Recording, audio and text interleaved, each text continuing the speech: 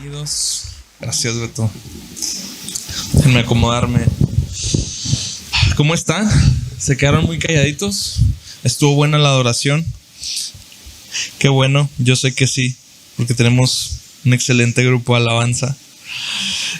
Y estamos muy contentos de estar cerrando la semana de conferencia.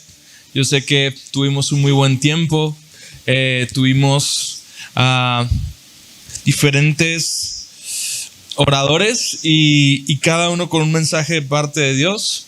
Y pues ahora estamos concluyendo precisamente este fin de semana donde Dios estuvo hablando a nuestros corazones, y quiero concluir precisamente con el mismo tema de la conferencia. Si acabas de llegar y te acabas de enterar de todo lo que está sucediendo, nuestra iglesia organiza una conferencia todos los años. Yo creo que ya se va a quedar cerca del mes de julio. Y la conferencia fue este fin de semana. Sí, te pongo en contexto. Entonces, estamos hablando acerca de un cielo nuevo y una tierra nueva. Y el nombre de la conferencia fue precisamente Terra Nova, ¿no? Cielo nueva, tierra nueva. Y quiero continuar precisamente con este tema que encierra otros tantos tan importantes, tan profundos, sobre todo la eternidad misma, la salvación, el nuevo nacimiento, el cielo nuevo, la tierra nueva. Y quiero que me acompañes a Mateo 21:43, por favor. Jesús está cerrando una parábola conocida como la parábola de los labradores malvados. Te dejo tarea, la checas en la semana. Ya tienes ahí el devocional del lunes. De nada. Chécate la parábola de los labradores malvados.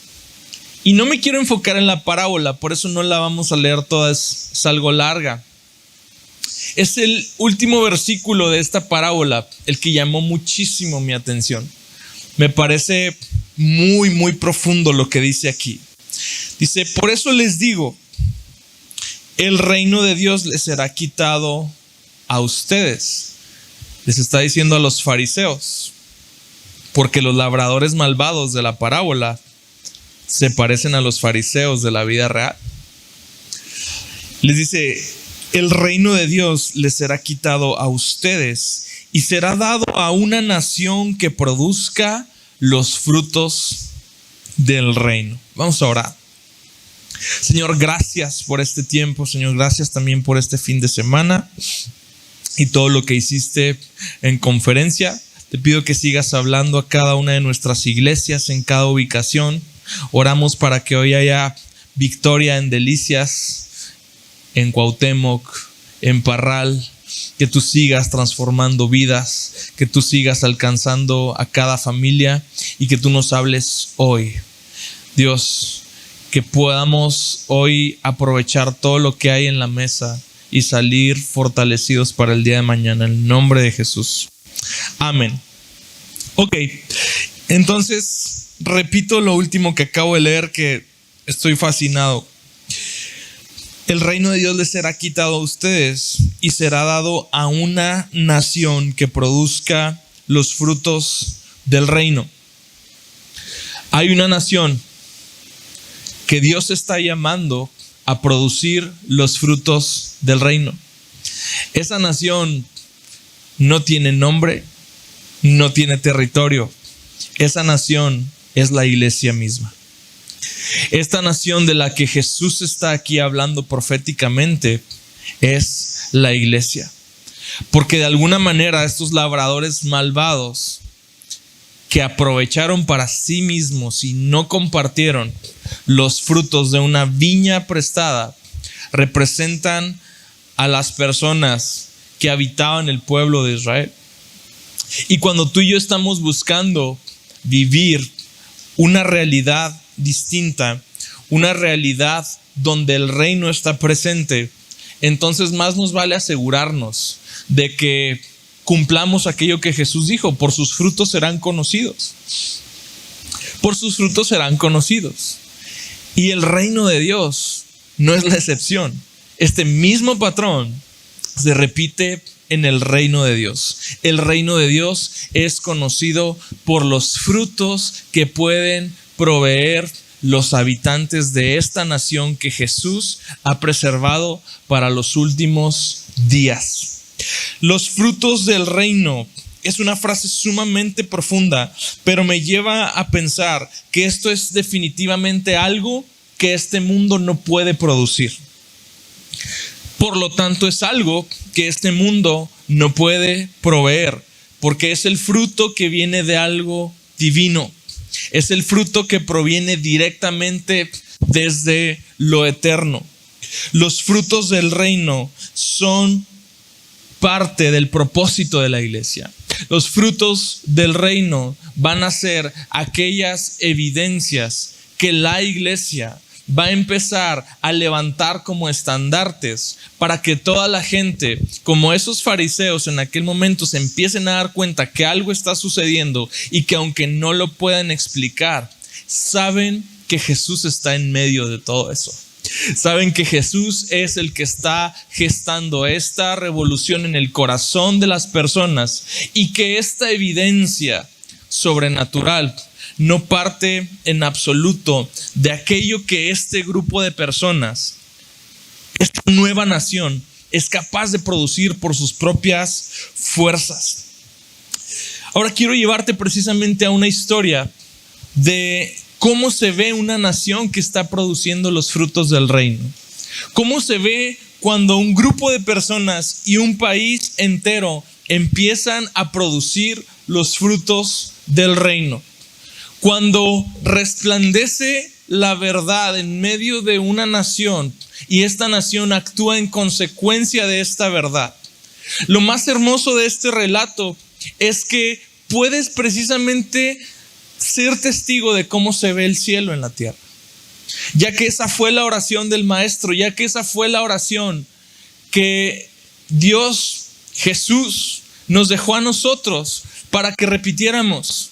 No de forma religiosa, sino para que estuviera en nuestro corazón y nuestras plegarias, una y otra vez. ¿Cómo se ve entonces el cielo en la tierra? Acompáñame a 2 de Crónicas 34. Y partimos con una historia que lo pone todo pintadito muy padre. Y es al rey Josías. El rey Josías es, si no me equivoco, el rey más joven en la historia del reino de Judá. Tan joven como 8 años lo pone Dios en el trono. ¿Qué puede hacer un niño de 8 años en el trono? ¿Sabes? No es la edad. Es lo mismo que tú y yo podemos hacer con un encargo tan hermoso como establecer el reino de Dios en la tierra. En nuestras propias fuerzas, nada. En absoluto. Tú y yo somos un niño de 8 años cuando intentamos entender las verdades del reino y producir los frutos del reino. Completamente sin nada que hacer. Necesitas la intervención de alguien más. Y Josías empieza siendo un buen muchacho porque aparentemente, para en los pits, porque aparentemente había estado siendo instruido por el profeta Jeremías. El profeta Jeremías, que había hablado fuertemente a los reyes de Israel, era quien estaba aconsejando a este muchacho. Entonces empieza Josías a los 8 años gobernando y luego nos vamos a enterar que pasaron 8 años de su gobierno y ha pasado totalmente desapercibido, y luego nos volvemos a enterar que siguió pasando en la vida del rey Josías. 2 de Crónicas 34:3. Porque en el 8º año de su reinado, siendo aún joven, si empezó a los 8 y este es el 8º año, tenía 16. Qué bueno que los de la 12, los de la 1 están despiertos. Tenía 16 años. Porque en el 8º año de su reinado, siendo aún joven, comenzó a buscar al Dios de su padre David. Josías era un chico que por su temprana edad no tenía un pasado. ¿Qué pasado tienes a los 8 años? Algunos carritos rotos, algunas vagancias. Me acuerdo que a los 8 años ya tenía en mi pasado una licuadora descompuesta. Un día se me ocurrió ayudarle a mi abuela a lavar la licuadora. Nada más que lavé el motor, no el frasco. Y ya a los 8 años ya eso es el tipo de pecados que cargas. Pero Josías cargaba una herencia. No tenía un pasado, pero sí tenía una herencia. Una herencia tanto como el rey, su papá, y el antecesor de su papá, su abuelo, siendo un caos por completo. Los peores reyes en la historia de Judá habían sido su papá Manasés y su abuelo Amón. Los peores. Te voy a decir nada más el peor detalle de su gobierno. No solamente fue la idolatría, que era una lucha constante en el pueblo de Israel, que apenas medio estaban bien y se desviaban a adorar a otros dioses. Había sido el sacrificio de niños para adorar a esos dioses lo que verdaderamente encendió la ira de Dios en contra de Israel. Tanto que Dios dijo, ya están echadas las cartas. Y va a ser destruida la nación, va a haber juicio en la nación. Dios ya había pronunciado una palabra de juicio en contra de Israel por estas aberraciones que se vivieron durante el gobierno de Amón y de Manasés. Entonces ahora un niño de 8 años, completamente inocente e incapaz, está tratando de sacar, como decimos vulgarmente, las papas del fuego. Una nación en la ruina moral, una nación en la ruina económica. Y tienes 8 años y no sabes qué hacer. Josías empieza haciendo lo correcto. Gracias a Dios por los profetas Jeremías de nuestra vida. Gracias a Dios por los profetas Jeremías que de cuando en cuando vienen y nos dan una palabra incómoda, sí, difícil de procesar quizás, pero que finalmente sirven para darnos una meta, sirven para mantenernos dentro del buen camino. Porque Josías a los 16 años toma la mejor decisión que puede haber tomado en todo su reino. Empezar a buscar al Dios de su antepasado David. No te es de sorprender por qué se remonta al antepasado más antiguo de esa genealogía. Porque quizás al igual que tú y como yo, si buscamos en nuestro árbol genealógico, no vamos a encontrar a ningún solo justo. Yo no tengo familia de pastor. Yo, gracias a Dios, mi papá fue un hombre que llegó al evangelio y eso transformó nuestras vidas. Pero más atrás, ni siquiera conozco a mi bisabuelo. Sabrá Dios dónde empieza mi linaje y qué cosas puede haber ahí.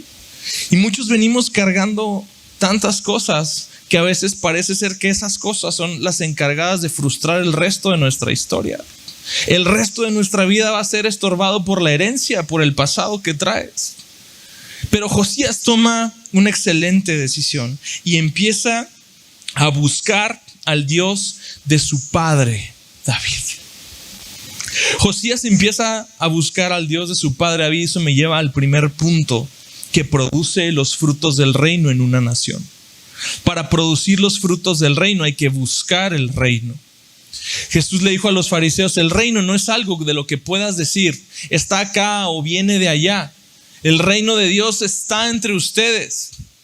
Y estos brutos no podían entender que Jesús se refería a la persona misma de Jesucristo en medio de ellos como una señal inequívoca de que el reino había llegado. No eran las señales, no eran los milagros, era la presencia de Cristo en la tierra lo que anunciaba que el reino había llegado. Y el reino de Dios no es algo que puedas decir, allá está, lo vamos a encontrar acá. Es algo que tú y yo buscamos por encima de todas las cosas. La invitación está en Mateo 6:33. Busca el reino de Dios por encima de todas las cosas. Búscalo primero y todo lo demás viene añadido. Buscar el reino de Dios es un mandamiento. Buscar el reino de Dios es la voz que debe resonar siempre en nuestro corazón y en nuestra mente para lograr ubicarnos y ayudarnos a enderezar cualquier caos que tengamos que enderezar. Hay caos en tu familia, busca el reino de Dios. Hay caos en tu trabajo, busca el reino de Dios. Busca hacer las cosas como Dios las hace. Busca el orden de Dios en tu matrimonio. Busca el orden de Dios en tus finanzas. Busca el orden de Dios en tu vida y todo lo demás cae por su propio peso.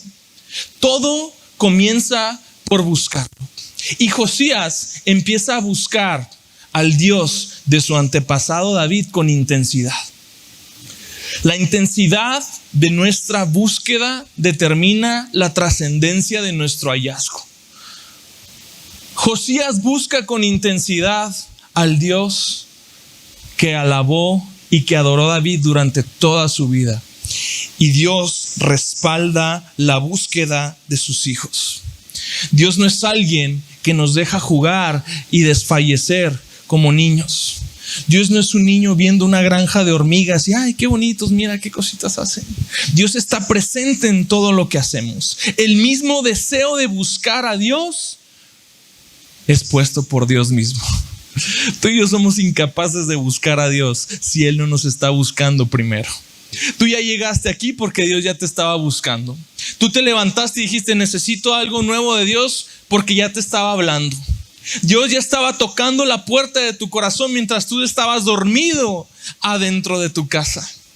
Dios está buscándonos. Busquemos nosotros también su reino. Versículo 3 del capítulo 34. Y en el año 12 empezó a purificar a Judá y a Jerusalén de los lugares altos y de las aceras. Las aceras eran deidades, no eran las banquetas. 4 años han pasado ya desde que Josías empezó a buscar a Dios. Fíjate, 4 años constantes. Hasta 4 años después, Josías empieza a manifestar un fruto. Empieza a manifestar ya una evidencia de que se está encontrando con Dios.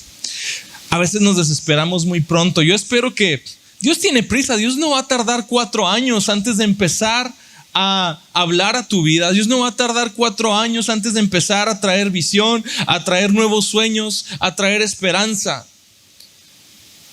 Pero la lección que esto nos puede dejar es que Josías perseveró durante un largo tiempo donde probablemente Dios estaba trabajando en él y luego empezó a hacer cosas y luego empezó a tomar decisiones. Perseveró buscando el reino, la sabiduría del reino, y luego empezó a tomar decisiones. Y la primera decisión me llama mucho la atención. La primera decisión de Josías es fundamental, porque en la búsqueda Josías empieza a encontrar tesoros escondidos, tesoros del reino.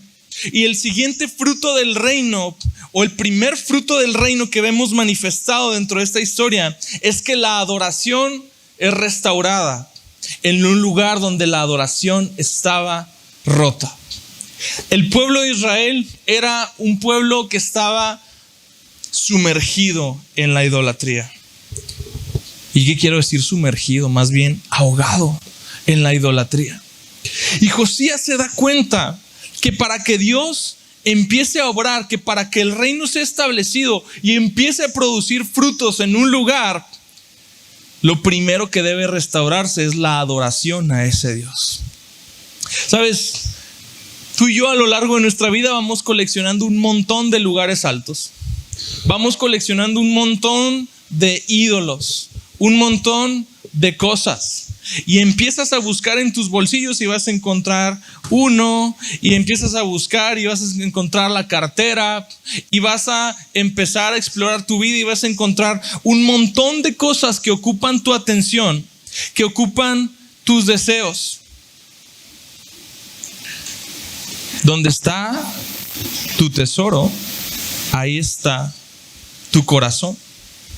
Esta cosa que tú valoras más, esta cosa que nadie te puede tocar, donde está tu tesoro, ahí está tu corazón. Y donde está tu corazón está tu adoración. Donde está tu corazón están tus lugares altos. ¿Cuáles son las motivaciones más profundas de todo lo que haces? Eso es lo que adoras. Lo que te levanta en la mañana, eso es lo que tú adoras.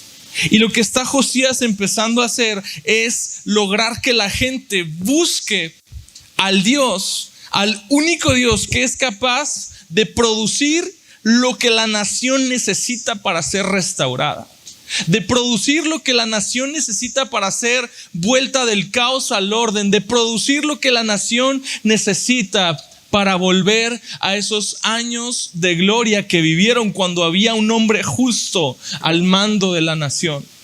Josías está buscando que no solamente él, sino todo el pueblo vengan a conocer la verdad. Pero Josías nos está enseñando al mismo tiempo una lección valiosísima. Josías empieza por sí mismo. Y todos los hombres sí. Empieza por ti mismo, varón. Empieza por ti mismo. ¿Quieres cambiar a tu esposa? No se la regreses a Dios. No funciona, no te creas. Empieza por ti mismo. Ese hijo rebelde que quieres que Dios transforme va a ser transformado una vez que el papá de ese hijo rebelde sea transformado.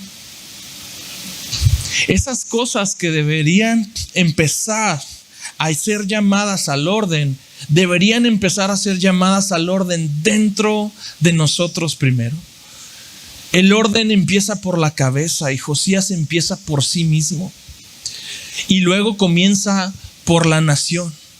Y lo que está haciendo Josías con la nación es precisamente el reflejo de lo que ya estaba pasando aquí. Josías se había percatado de que había estado mal en su adoración, de que muy en lo profundo de su corazón había otras motivaciones.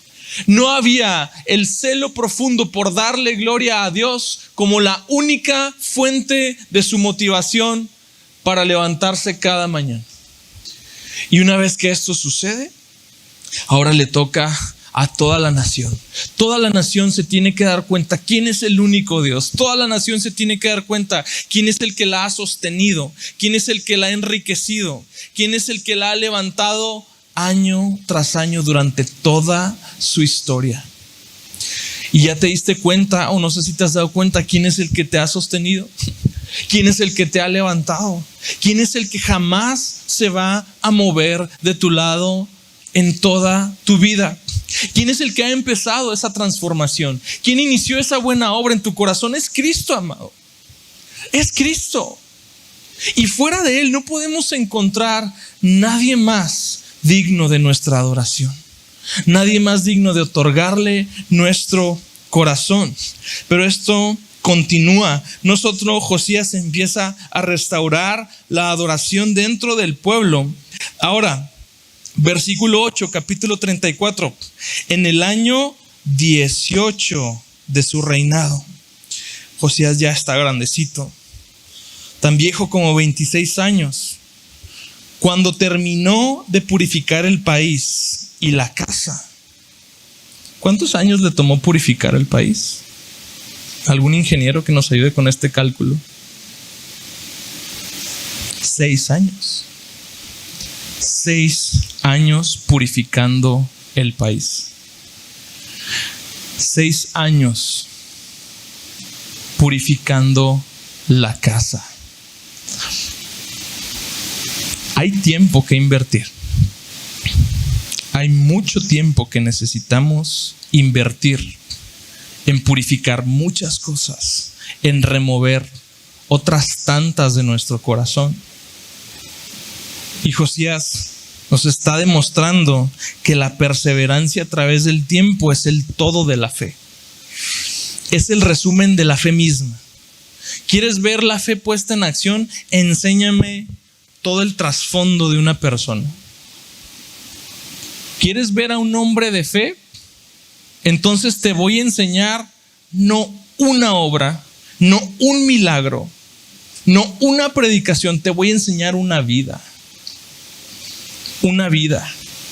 Porque la fe se entiende mejor cuando se ve en una línea del tiempo. Y cuando ves la persistencia, cuando ves la dedicación, cuando observas la pasión. Porque si no proviene de la fe, no puede durar tanto. Es así de sencillo. Y Josías está perseverando a tal grado que empieza a ver muchas cosas suceder. Empieza a ver muchas cosas importantes. Una parada en los pits más para continuar.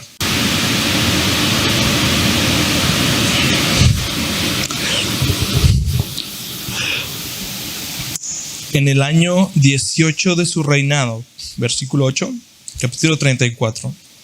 En el año 18 de su reinado, cuando terminó de purificar el país y la casa, Josías envió a Safán, hijo de Azalía, y a Maasías, un oficial de la ciudad, y a Joá, hijo de Joacás, escriba, para que repararan la casa del Señor, su Dios. Amados, el orden de los factores sí altera el producto en esta historia. El orden de los factores no viene de forma aleatoria. El orden de los factores es sumamente revelador.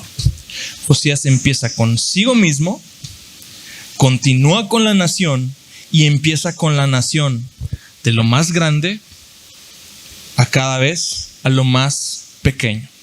Primero vamos a mover toda la idolatría, porque va a ser un estorbo para la presencia de Dios que debe ser restaurada en medio de esa nación.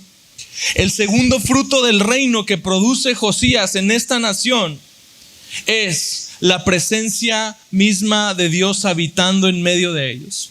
Eso era lo que simbolizaba el templo.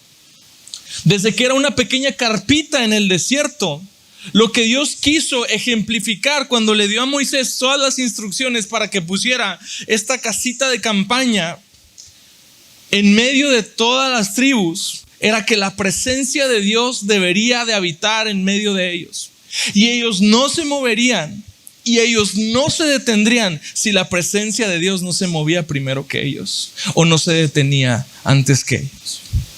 La presencia de Dios es fundamental para nuestras vidas. La presencia de Dios es precisamente una de las evidencias más puras y más claras de que el reino de Dios está siendo establecido en la tierra.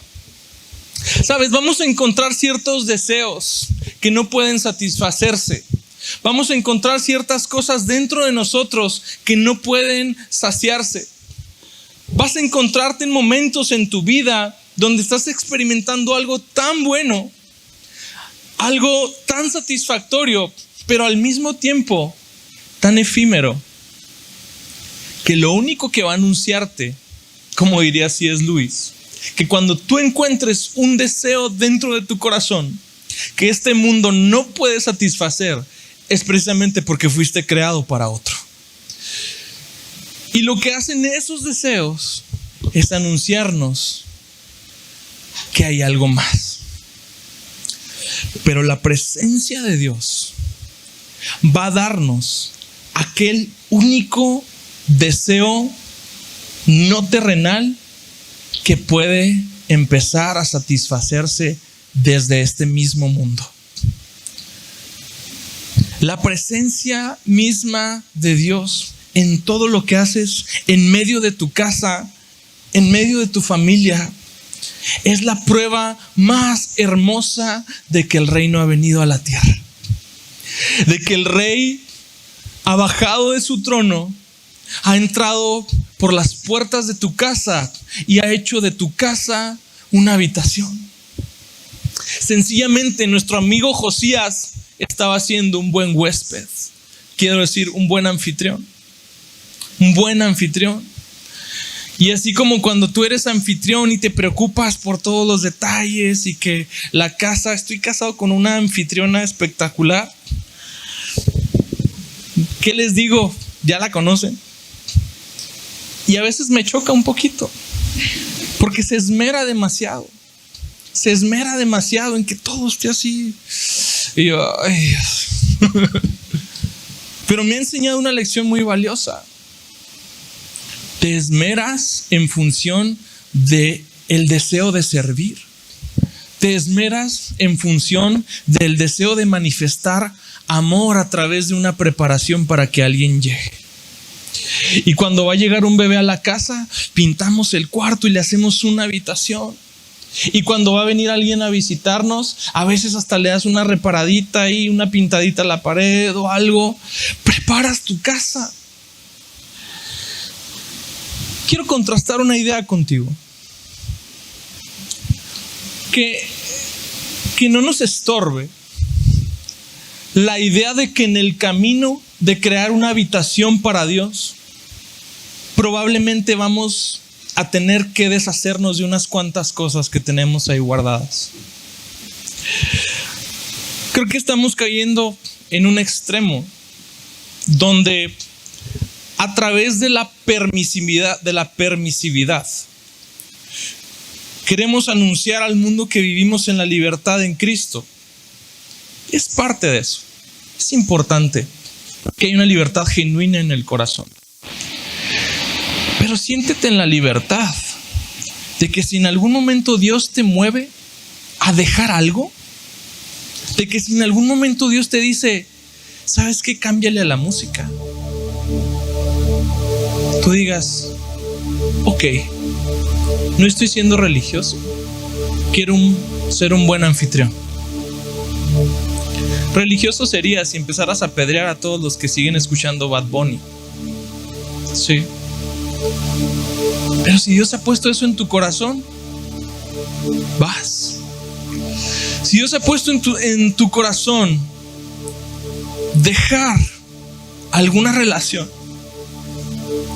vas. Porque con el propósito de ser un buen anfitrión, muchas cosas irán siendo purificadas. Con el propósito de que tu vida se vuelva siempre un espacio para la presencia de Dios, muchas cosas tendrán que irse reordenando. Parece ser que antes decíamos, no te condenes por hacer ciertas cosas. No te condenes por hacer ciertas cosas. Tampoco te condenes por dejar de hacer ciertas cosas si Dios te mueve, si Dios te empuja. Porque no estás siendo religioso, estás siendo un buen anfitrión. Estás buscando que todo esté perfecto para que la presencia de Dios empiece a manifestarse, para que el reino empiece a palpitar fuertemente en donde quiera que tú camines. Continuamos con la historia, porque los cambios continúan y como cada vez se vuelven más profundos y más significativos, vamos a llegar al mayor hallazgo que la búsqueda de Josías pudo haber arrojado. En las entrañas de ese templo destruido, mancillado por la adoración a ídolos, saqueado por los enemigos, descuidado por la negligencia, manchado porque había personas prostituyéndose dentro de ese mismo templo a las deidades paganas que estaban adorando. Todo eso que Josías empieza a purificar trae como resultado un hallazgo hermoso. Déjame replantearte algo. El hallazgo será trascendental porque el hallazgo es exactamente lo que necesitas en esa temporada de tu vida. La búsqueda de Dios producirá diferentes resultados en nosotros, quiero decir, diferentes hallazgos en nosotros, pero siempre va a producir el mismo resultado. Puede cambiar el hallazgo, pero no el resultado. Josías encuentra lo que necesitaba encontrar él y toda la nación: el libro de la ley. Todas las ordenanzas, los decretos de Dios, las enseñanzas de Moisés estaban ahí en las entrañas de ese templo. Y casi como un premio, Dios le permite encontrar eso. Versículo 14, capítulo 34. Mientras ellos sacaban el dinero que habían traído a la casa del Señor, el sacerdote Hilcías encontró el libro de la ley del Señor dada por Moisés.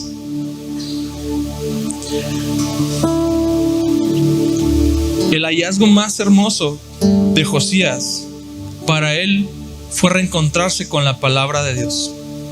Hasta ese momento, Josías era un buen tipo. Era un muy buen tipo, que conocía a Dios únicamente por lo que quizás Jeremías le pudo haber aportado, que quería hacer las cosas bien delante de Dios, quizás replicando el ejemplo de David, pero Dios le dio lo que necesitaba. Dios le dio la revelación entera de quién era Él. Josías conoció a Dios no cuando se lo platicó Jeremías, sino cuando Dios se le reveló por medio de su palabra. Porque lo que vamos a ver es muy interesante dentro de la historia. La palabra de Dios era lo que Josías necesita. Quizás reencontrarte con este libro que está ahí enterrado en las entrañas de algún cuarto de tu casa sea todo lo que necesitas en este momento. Porque, como dice el Salmo 119, ¿cómo puede el joven guardar puro su camino? Yo te animo a hacer una herejía ahí en tu Biblia. ¿Qué tal si le tachas joven y le pones tu nombre? ¿Cómo puede Manuel guardar puro su camino? ¿Cómo puede Arnold guardar puro su camino? Que te lo recuerdes todos los días, guardando tu palabra. Y David decía: con todo mi corazón te he buscado, igual que Josías. No dejes que me desvíe de tus mandamientos. En mi corazón he atesorado tu palabra para no pecar contra ti. ¿Cómo puede uno caminar verdaderamente en esa santidad que producen los frutos del reino? Caminando en la palabra de Dios. Hay muchas cosas que podemos hacer para que esa santidad venga a nosotros. Su palabra nos va a dar el camino, los límites, nos va a dar el parámetro perfecto de lo que es la santidad. No es ninguna revelación aérea, mística. Es la revelación específica de Dios, la que sienta cuál es la dirección, la que sienta los límites. Josías encontró la ley porque no hay mejor manera de encontrar a Dios que a través de su palabra.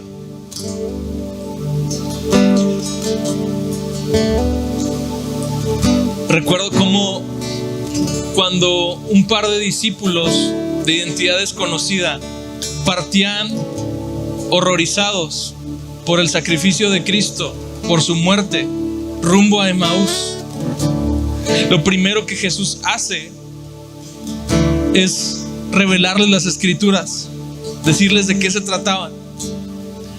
Y este es uno de los pasajes que más me fascinan de la escritura por esta frase.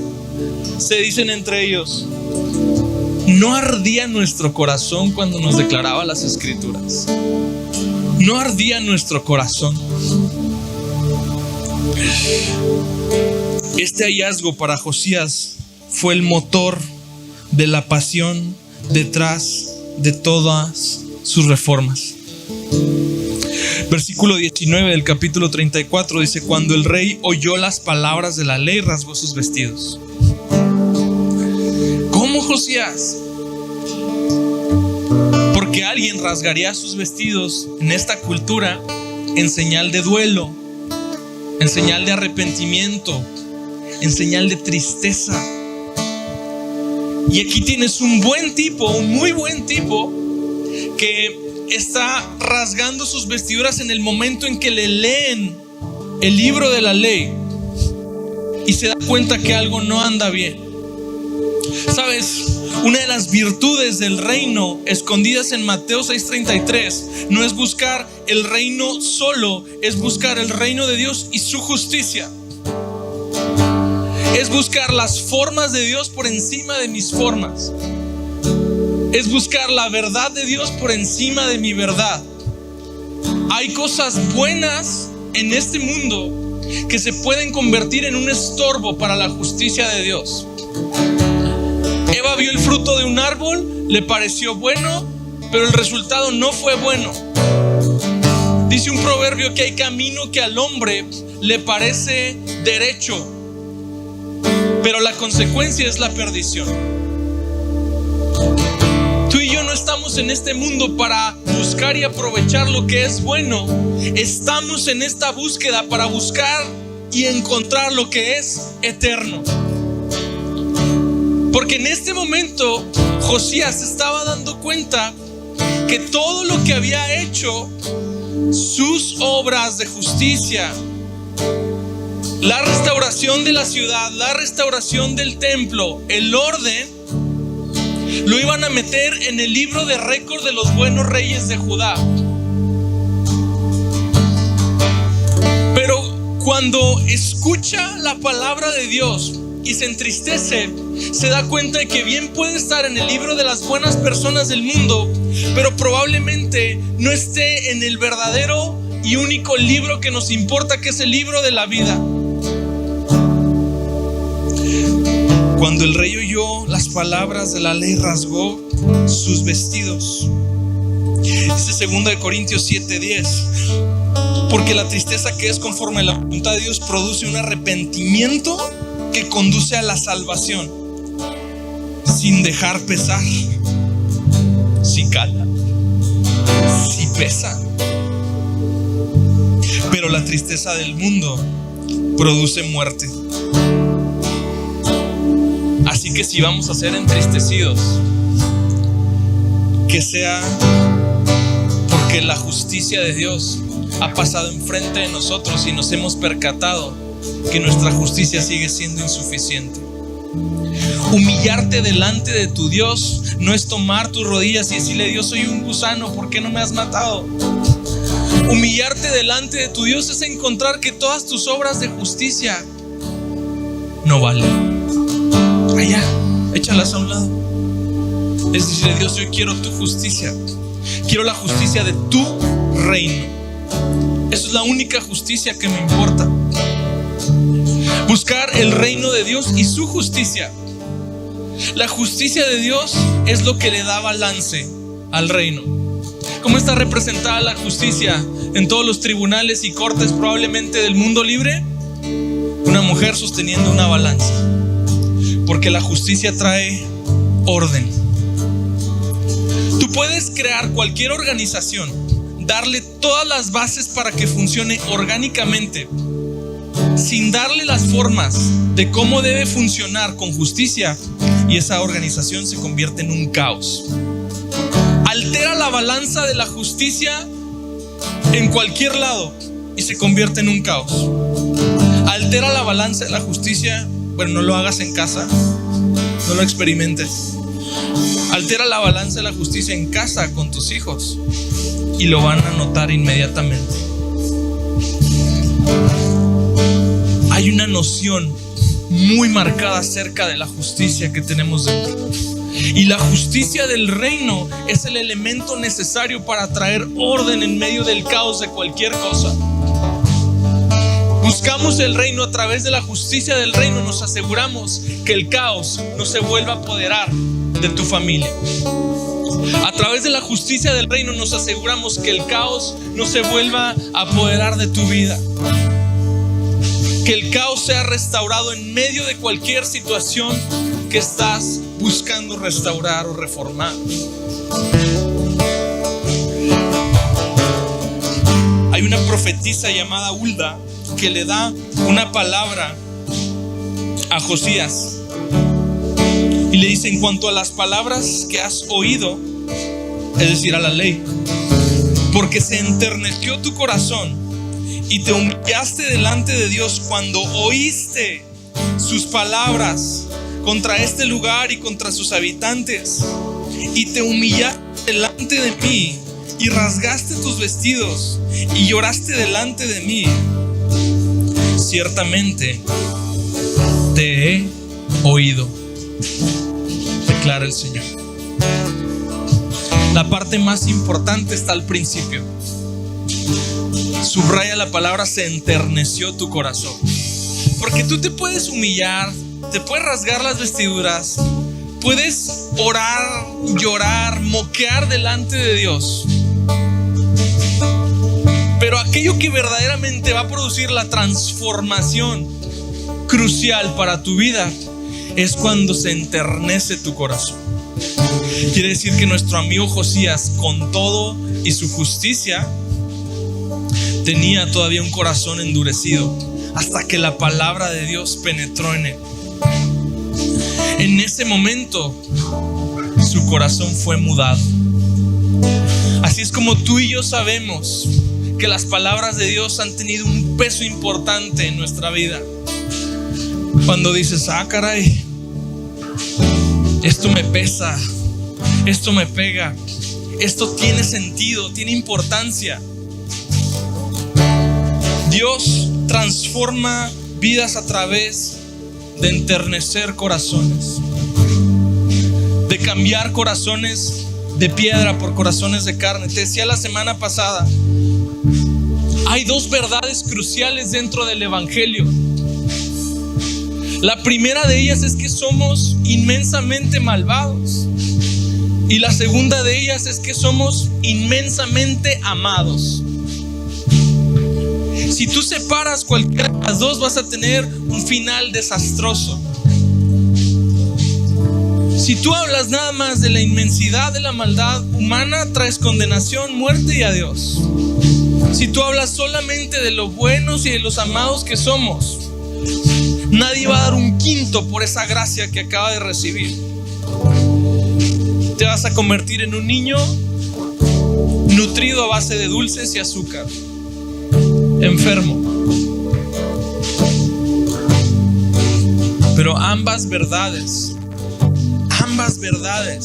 que se encuentran en la palabra de Dios son capaces de producir esa transformación que tu entorno necesita. Esas son las dos verdades fundamentales que empiezan a producir los frutos del reino en cualquier nación, en cualquier familia. Josías se está dando cuenta de la primera, y al mismo tiempo que se da cuenta de la primera, Dios dice: ya lo tengo, voy a darle la segunda. Y le da una palabra y te dice: te he oído. Tu búsqueda, Josías, ya tuvo un resultado. Aquí estoy, Josías, ya te escuché. La primera manifestación que vemos de Dios en las Escrituras es de un Dios que ve. Y ahora aquí me encanta que Dios le dice a Josías: te he oído. Un Dios personal, un Dios atento, un Dios presente. Se ha percatado de la tristeza del corazón de Josías, y ahora viene lo bueno, porque ahora viene la restauración. Ahora viene la experiencia precisamente del reino en la tierra. Y ahora que Josías tiene todo el paquete completo, inicia una gran época en el reino de Israel, en el reino de Judá, en medio de Israel. Inicia esta gran época, y lo primero que hace Josías para adornar esta época, versículo 35, capítulo 1.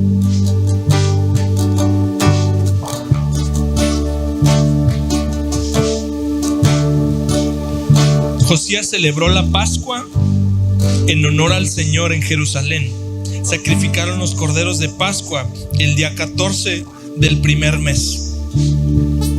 De todas las festividades que había, Josías aguarda el tiempo necesario y escoge la más importante, la que ejemplificaba para ellos el Evangelio antes de Cristo, la que ejemplificaba para ellos la redención misma, la que ejemplificaba para una nación que Dios había oído el clamor, que había visto el corazón de un hombre que se humilló delante de él, y que ahora la ira que estaba ya dispuesta para esta nación iba a ser detenida durante todo el tiempo del reinado de Josías. Como fiesta de esperanza y vida, la Pascua representa la liberación y un nuevo comienzo. En muchos elementos constituye un anticipo de Cristo, el verdadero Cordero de Dios como nuestro Redentor.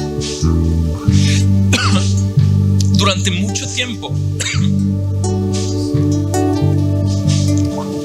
la iglesia tomó como emblema, tanto doctrinal como en sus pláticas, la resurrección de Cristo. Durante los primeros 3 siglos de la iglesia, muchos historiadores dicen que la iglesia no tenía la cruz como emblema. Era la tumba vacía, era lo que se anunciaba. Alguien te predicaba el evangelio en ese entonces y no te decían tanto que Cristo había muerto, sí estaba incluido, pero la buena noticia estaba en que Cristo había resucitado, tenía vida eterna e iba a regresar.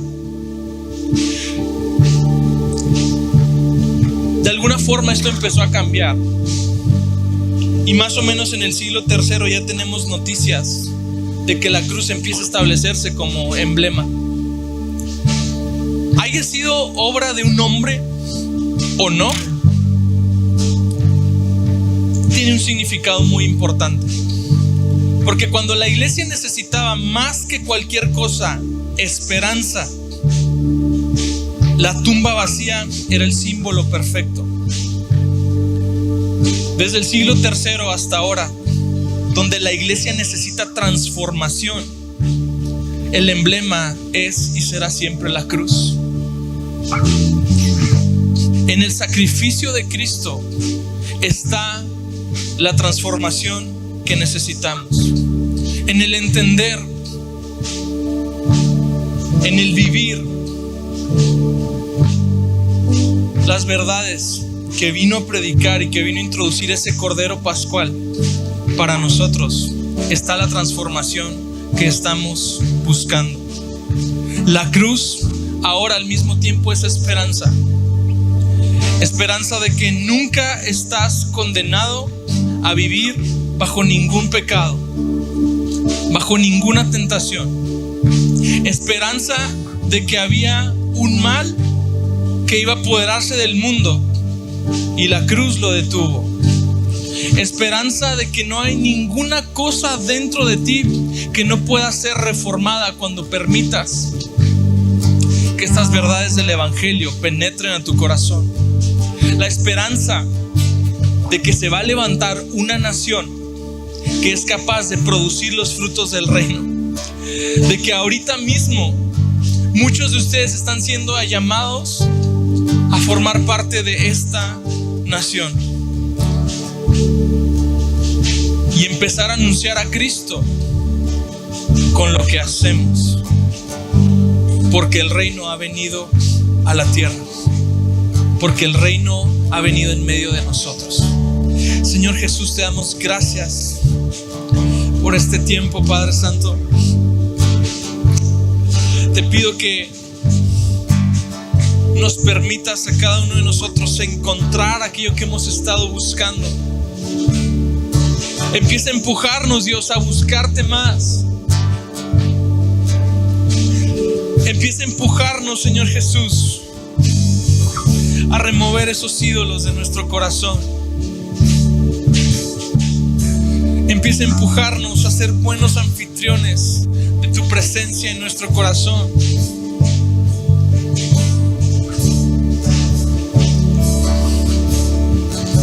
Empújanos, Señor Jesús, a que nuestro corazón sea cambiado por tu palabra. Señor Jesús, empieza a alcanzar cada corazón que hoy se encuentra lejano, cada corazón que hoy se encuentra endurecido, que sea enternecido, que sea transformado por el poder de tu palabra. Que el poder de tu perdón y de tu amor sean manifiestos en este lugar, Señor Jesús. No nos permitas caminar únicamente con la noción de que hemos sido malvados y que no merecemos nada, ni con la noción de que porque nos amas lo merecemos todo y es de gratis. Danos este equilibrio, Dios. Que la justicia del reino empiece a manifestarse en nuestro corazón. Que el reino empiece a ser una eternidad, una noción de la eternidad en esta tierra. Que el reino empiece a ser una realidad. Señor Jesús, yo me despojo de mi justicia.